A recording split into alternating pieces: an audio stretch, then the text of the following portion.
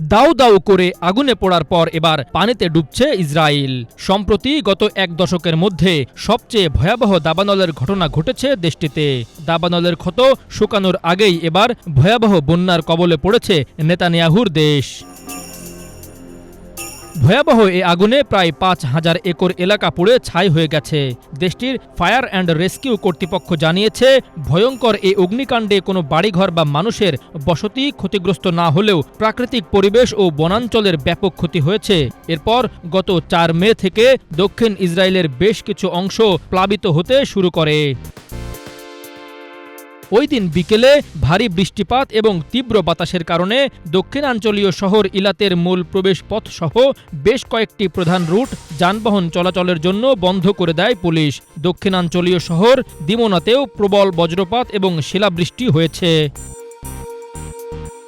স্থানীয় আবহাওয়া সংস্থা জানিয়েছে, রবিবার বিকাল পর্যন্ত কিবুৎজ সামারে ৩৪ মিলিমিটার এবং কিবুৎজ ইয়দ ভাতায় ১৭ মিলিমিটার বৃষ্টিপাত হয়েছে।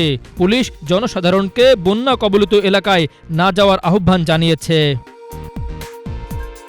কর্তৃপক্ষ জোর দিয়ে বলেছে, প্লাবিত রাস্তা, ঝর্ণা বা জলাশয়ের কাছে যাওয়া বা পার হওয়া নিষিদ্ধ এবং এটি করা জীবনের জন্য হুমকিস্বরূপ।